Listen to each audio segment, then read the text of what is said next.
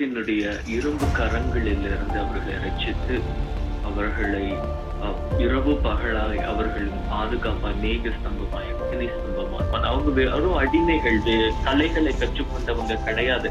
அவங்க வெறும் செங்கலை செய்யும்படி பல ஆண்டுகளாய் பல மனுஷ அறிவு தேவையில்லை, மனுஷ ஞானம் தேவையில்லை, மனுஷ பலன் தேவையில்லை. ஏன்னா அவர் இல்லாதவைகளை இருக்கிறவைகளை போல அழைக்கிற தெய்வம்.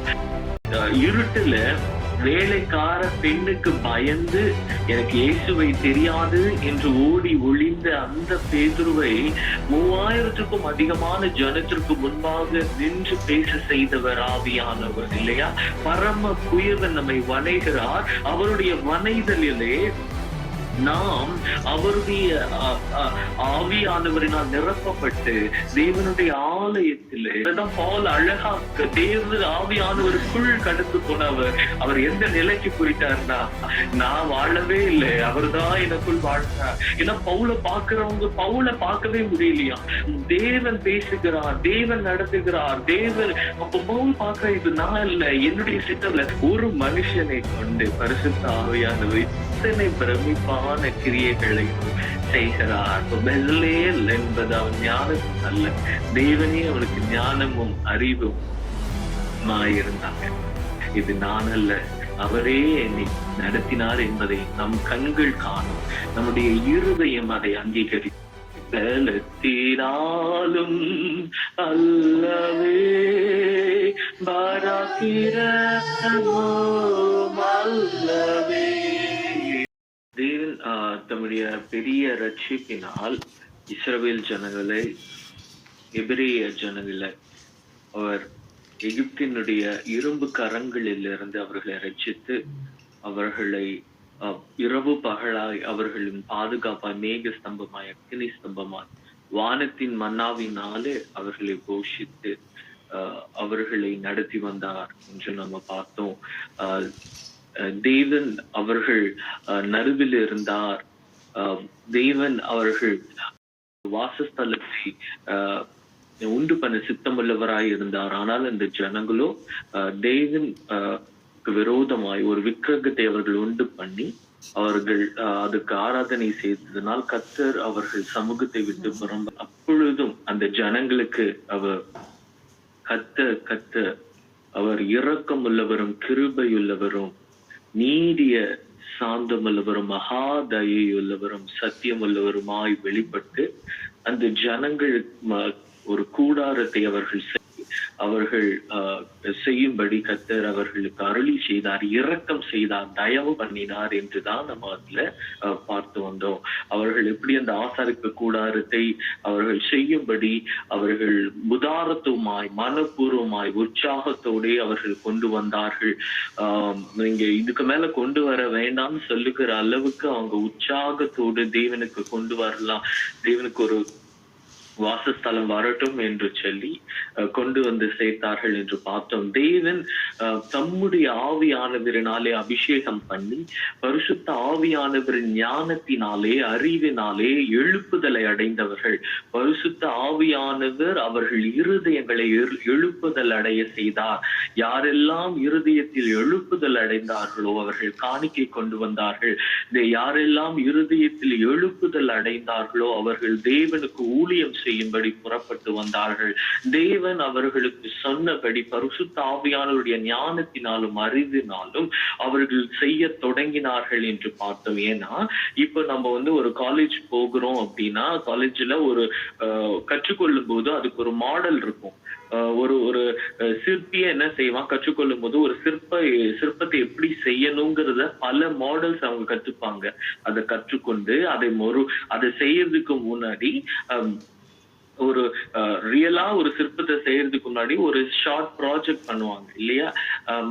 அந்த மாதிரிதான் நம்ம மனுஷ ஞானத்துல ஒரு கலையோ கற்றுக்கொள்ள முடியும். ஆனால் இவர்களோ பரிசுத்தாவியானவருடைய அபிஷேகம் பெற்ற பெசலேல்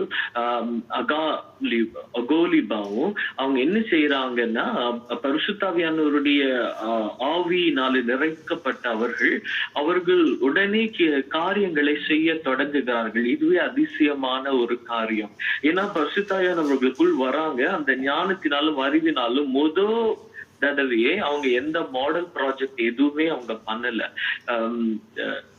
அவங்க டைரக்டாவே வந்து மெயினான கத்த சொல்ல காரியங்களை அவங்க செய்ய தொடங்குகிறத நம்ம பார்த்தோம் இல்லையா? சோ நேற்று வந்து அவர்கள் தொங்கு திரைகளை பண்ணினார்கள், ஆசரிப்பு ஸ்தலத்தையும் மகா பரிசுத்த ஸ்தலத்தையும் பிரிக்கக்கூடிய திரை அதை பண்ணினார்கள், கூடார திரைகளை அவர்கள் செய்தார்கள் என்று சொல்லி நம்ம பார்த்தோம். இந்த அதிகாரத்துல நம்ம என்ன பார்ப்போம்னா, அவங்க வந்து சாட்சி பிரமாணத்தை வைக்கக்கூடிய அந்த பெட்டியை அவங்க உண்டு பண்றாங்க. பெஸ்லே அது நீல மகளும் எப்படி மோசேக்கு தேவன் மலையிலே சொன்னாரோ அதன்படியே அவங்க அது அழகாய் அதை செய்கிறாங்க. உள்ளும் புறமும் அந்த பெட்டியை அவங்க வந்து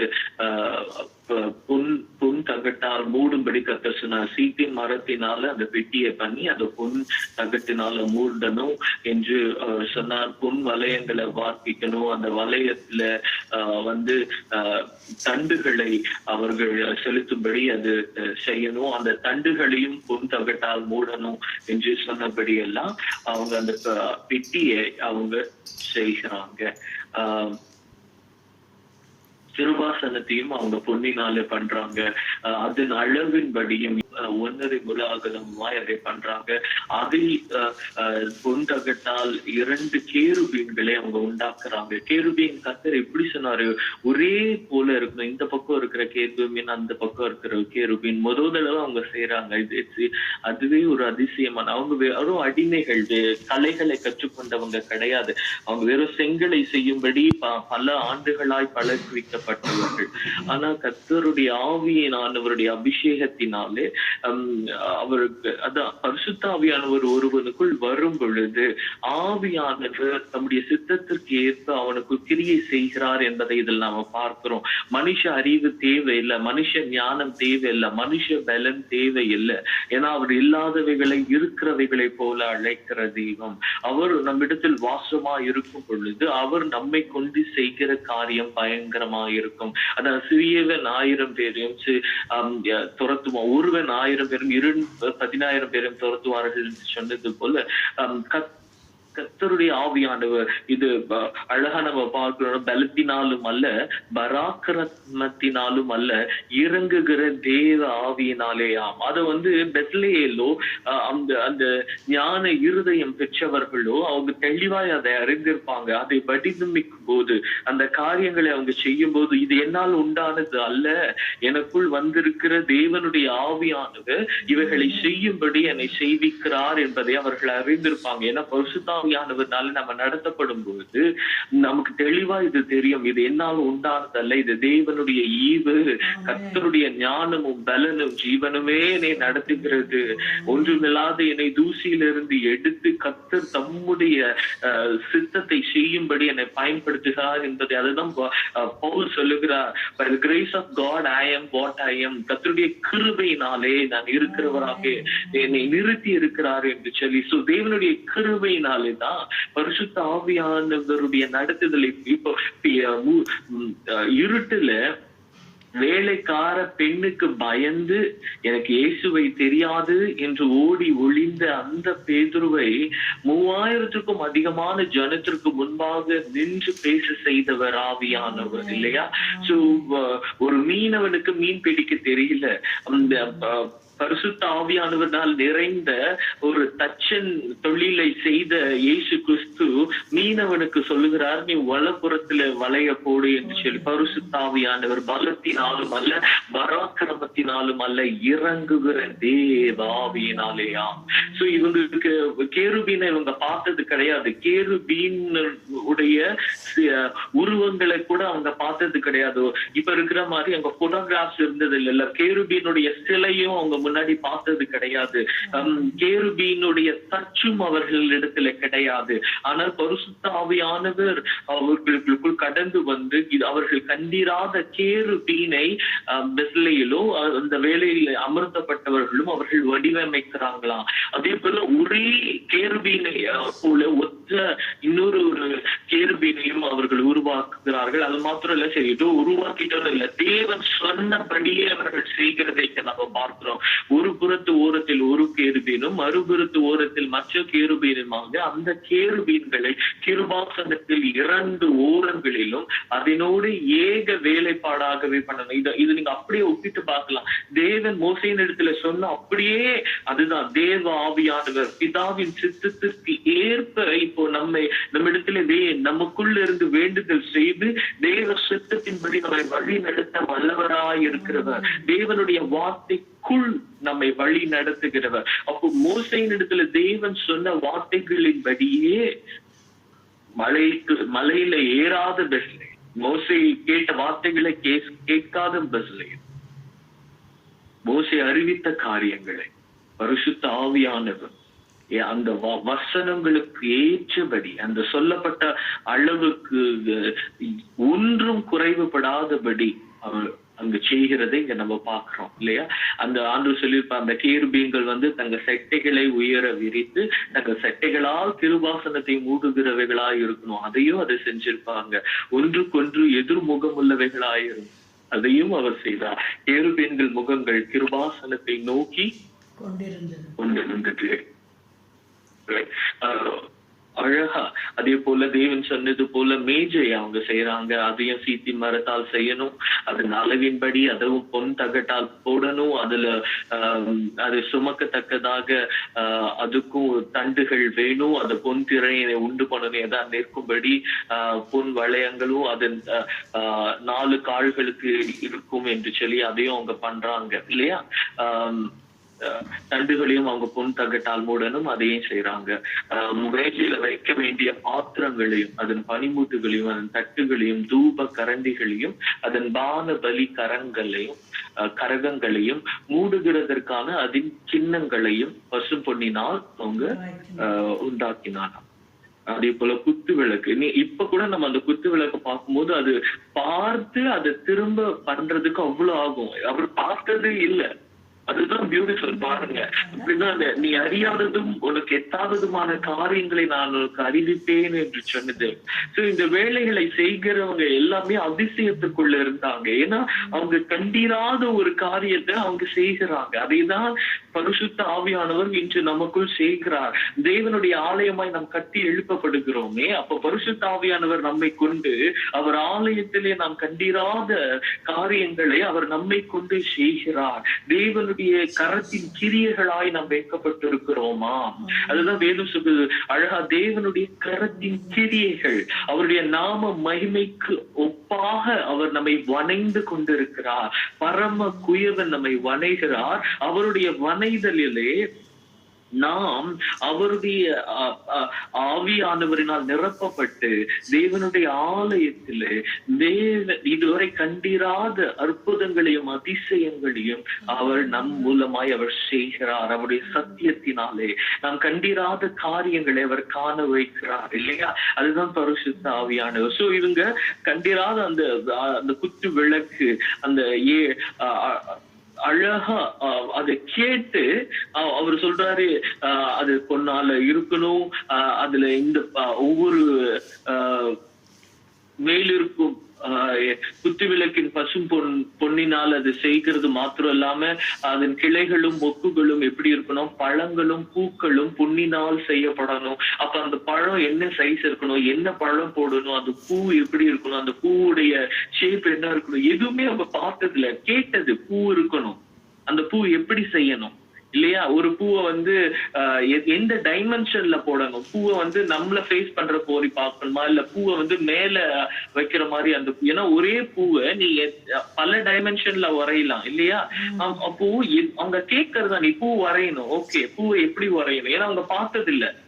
அப்போ அந்த பூ அங்க எப்படி வேணா வரையலாம் இல்லையா? நிறைய தவறுகள் செய்ய வாய்ப்புண்டு. ஆனா அது எதுவுமே எல்லாம் அதிசயம். அவர் அந்த பூவை போடுறாரு, பூ இப்படி பண்ணேன்னு மோசே இருக்காங்க, அந்த பூவை போடுறாங்க, மோசே பாக்குறாரு. இதுதான் ஏன்னா ஆவியானவர் இல்லையா? So beautiful. சோ அந்த வேலை செய்கிற ஒவ்வொருவரும் கர்த்தருடைய அதிசயத்துல அவங்க நடத்தப்பட்டு இருக்கிறாங்க. அப்ப குத்து விளக்கின் ஒரு பக்கத்துல 3 கிளைகள் இருக்கணும், அதன் மறுபக்கத்தில் 3 கிளைகள் இருக்கணும். அதன் பக்கங்கள் 6 கிளைகள் செய்யப்பட்டன. ஒவ்வொரு கிளையிலே வாதுமை கொட்டையை செய்யணும், 3 மொக்குகளை செய்யணும், ஒரு பழமும் ஒரு பூவும் இருக்கும்படி செய்யணும். 6 கிளையும் அப்படியே செய்யப்பட்டிருக்கணும் இல்லையா? விளக்கு தண்டுல வாதுமை கொட்டைக்கு ஒப்பான 4 மொக்குகளும் பழங்களும் பூக்களும் செய்யணும். சோ ரொம்ப பியூட்டிஃபுல்லா இருக்கு. இதை படிக்கும் போது எப்படி ஆவியானவர் அவர்களை செய்திருப்பார் இல்ல? இது அதிசயமே எனக்கு ஆனந்தமே இல்லையா? அவங்களுக்கு அப்படிதான் இருந்திருக்கும். இது தன்னை கொண்டு தேவன் இதை செய்கிறாரா? தன்னை கொண்டு இது வானத்துல இருந்து மண்ணா வந்தப்போ அதிசயித்து என்னது இது ஆக்சுவலா ஒரு மெசேஜ்ல கேட்ட அந்த மன்னாங்கிற வார்த்தையின் அர்த்தமே என்ன இதுன்னு அர்த்தமா. அவங்களுக்கு அந்த ஏன்னா அது பரலோகத்துல இருந்து இறங்கி வந்தது, அதனால அதுக்கு பூமியில வார்த்தை இல்லை. சோ அதை எப்படி கூப்பிட்டு இது என்னதுன்னு கேட்டதே அவங்க மன்னா என்று சொன்னாங்களாம். ஏன்னா அந்த உணவுக்கான பெயர் கூட இல்ல என்று சொல்லி. அப்போ அந்த அதிசயத்தை பார்த்தவங்க இவங்க செங்கடலை 2ஆக பிளந்து வெட்டாந்தரையில போன அதிசயம், கர்த்தர் செய்த அதிசயத்தை பார்த்தவங்க இப்ப இவங்க மூலமாய் கர்த்தர் செய்கிற அதிசயம்.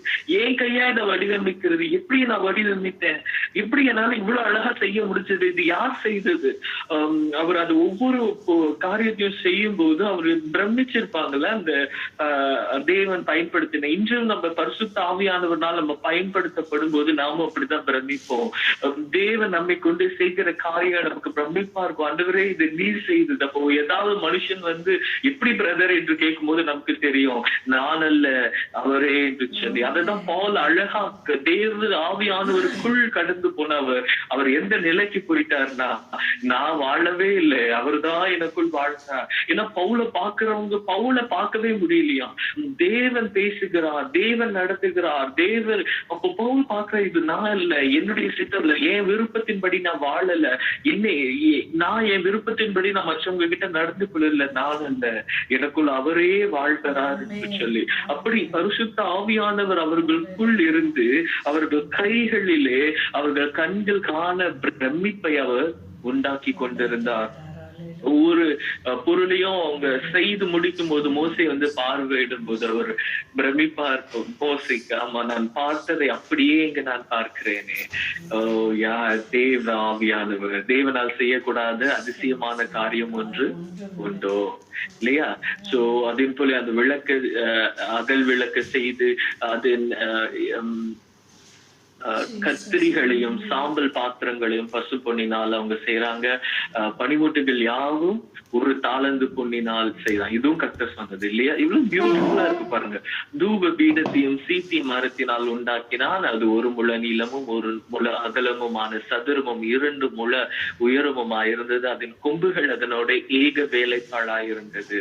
அதன் மேற்புறத்தையும் அதன் சுற்றுப்புறத்தையும் அதன் கொம்புகளையும் பசும் பொன் தகட்டால் மூடி சுற்றிலும் அதற்கு பொன் திறனையை அவன் உண்டு பண்ணுகிறான். அப்புறம் அந்த திறனையின் கீழ் அது சுமக்கத்தக்கதாக இல்லையா பொன் வளையங்களையும் அதை சுமக்கும் தண்டுகளையும் பாய்ச்சும் இடங்களை தைத்து அதன் தண்டுகளையும் அதையும் பொன் தகட்டால் மூடப்படும். 29 பாருங்க, இதெல்லாம் செய்யுது கடைசியா இதுவும் அவரே செய்யறாராம். பரிசுத்த அபிஷேக தைலத்தையும் சுத்தமான சுகந்தங்களின் தூப வர்க்கத்தையும் தைலக்காரன் வேலைக்கு ஒப்பாக உண்டு பண்ணினார். என்ன அதிசயம்! ஒரு மனுஷனை கொண்டு பரிசுத்த ஆவியானவர் இத்தனை பிரமிப்பான கிரியைகளை செய்கிறார். பெசலேல் என்பது அவன் ஞானம் அல்ல, தேவனே அவனுக்கு ஞானமும் அறிவும் இருந்தாங்க இல்லையா? அதுதான் இதுல நம்ம பாக்குறோம். ரொம்ப பியூட்டிஃபுல்லா இருக்கு. பரிசுத்த ஆவியானவர் நம்மை கொண்டு கிரியைகளை செய்கிற பொழுது, பரிசுத்த ஆவியானவர் செய்கிற பொழுது அப்படித்தான் இருக்கும். நாம செய்யலாம், நம்ம ஞானத்தினால புத்தினால செய்து இது ஆவியானவர் செய்தார் என்று சொல்லுக்கு நம்ம வாயினால சொல்லுகிற கிரியை நான் சொல்லல. பரிசுத்த ஆவியானவர் நம் மூலமாய் செய்கிற பொழுது நாம் பிரமித்து அதிசயத்து நிற்போம். இது நான் அல்ல, அவரே என்னை நடத்தினார் என்பதை நம் கண்கள் காணும், நம்முடைய இருதயம் அதை அங்கீகரிக்கும். இப்போ மனுஷிகமா சும்மா பேசணுங்கிறதுக்காக நம்மளா ஒரு காரியத்தை செஞ்சுட்டு தெய்வம் தான் செய்தார் என்று சொல்லுகிறதை நான் சொல்லவே இல்லை. நாம் ஒன்றுமே இல்லாத நிலையிலே தேவன் நமக்குள் வந்து அவர் செய்கிற கிரியை நாம் காணும் பொழுது நாம் அதை தான் சொல்லுவேன். இது என்னால் ஆனதல்ல, பலத்தினாலும் அல்ல, பராக்கிரமத்தினாலும் அல்ல, தேவ ஆவியினாலே. ஆம், பலத்தினாலும் அல்லவே, பராக்கிரமம் அல்லவே, பலத்தினாலும் அல்லவே, பராக்கிரமம் அல்லவே, ஆவியினாலே ஆகும் என்று ஆண்டவரே அருளினாரே. ஆவியினாலே ஆகும் என்று ஆண்டவரே அருளினாரே. தேசமே பயப்படாதே, மகிழ்ந்து களிக்கூறு. தேசமே பயப்படாதே, மகிழ்ந்து களிக்கூறு. மன்னவர் இயேசு உன் நடுவில் பெரிய காரியம் செய்திடுவார். மன்னவர் இயேசு உன் நடுவில் பெரிய காரியம் செய்திடுவார். தேசமே பயப்படாதே, மகிழ்ந்து களித்தூரு. தேவன் இந்த வார்த்தைகளை ஆசீர்வதிப்பார்.